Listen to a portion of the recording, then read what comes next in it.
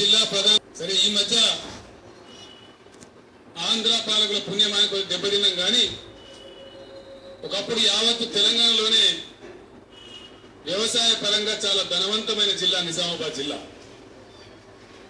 ఇది రైతాంగానికి పెట్టింది పేరు.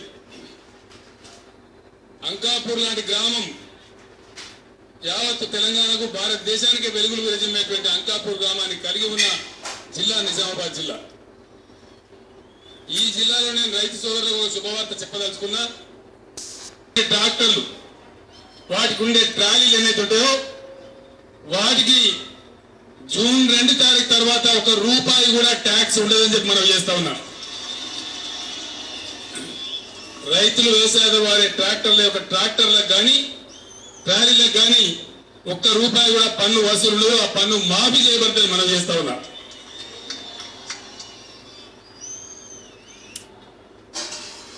మిత్రులారా, నిజామాబాద్ జిల్లా ఒకనాడు చాలా చాలా పేరు ప్రఖ్యాతున్న జిల్లా. 2 విషయాలలో, ఒకటి మీ జిల్లాలో ఉండే నిజాం సాగర్ ప్రాజెక్టు భారతదేశంలో కాదు, చాలా మంది కొత్త తరం పిల్లలకు తెలియదని చెప్తా ఉన్నా.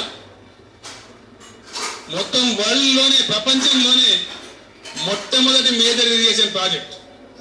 ఎంటైర్ వరల్డ్ 3 లక్షల ఎకరాల నీళ్ళు ఇచ్చిన ప్రాజెక్టు నిజాం సాగర్ కట్టే నాటికి ప్రపంచం మొత్తం మీద ఎక్కడ లేదు. ఆ గౌరవం ఆ ఘనత నిజామాబాద్ జిల్లా. అదేవిధంగా ఆసియా ఖండంలోనే అతిపెద్ద చక్కెర factory Nizam sugar factory NSF. ఈ రెండింటికి నిజామాబాద్ పెట్టింది పేరుగా ఉండేది. ఎక్కడ చెప్పుకున్న నిజామాబాద్ అంటేనే గర్వం పడినట్టు ఉండేది. బోధన్ పరిసరాలంతా బ్రహ్మాండమైన చెరుకు పంటలతోని, కామారెడ్డి ప్రాంతం కూడా బ్రహ్మాండంగా చెరుకు, ఎల్లారెడ్డి కామారెడ్డి ప్రాంతం అంతా అద్భుతమైనటువంటి చెరుకు పంట, అద్భుతమైనటువంటి వరి పంటలకు నిలయంగా ఉండే జిల్లా. అంకాపూరు ఆ ప్రాంతంలో వచ్చిన తర్వాత పసుపు రైతులు బ్రహ్మాండంగా పసుపు పండిస్తా ఉన్నారు. పసుపు కూడా పెట్టింది పేరు నిజామాబాద్ జిల్లా. కానీ అన్ని రకాల రైతాంగం ఈరోజు దెబ్బతినే పరిస్థితి వచ్చింది. బోధన్ షుగర్ ఫ్యాక్టరీ దగ్గర రైతుల పొలాలలోకి రైలు పట్టాలని ఇప్పుడు కూడా ఉన్నాయి. అట్లాంటి వసతి ప్రపంచంలో ఇక్కడ ఉండదు. కానీ చెరుకు పంట మాయమైపోయింది. నిజాం షుగర్ ఫ్యాక్టరీ ఆగమైంది, చెరుకు పంట మాయమైంది.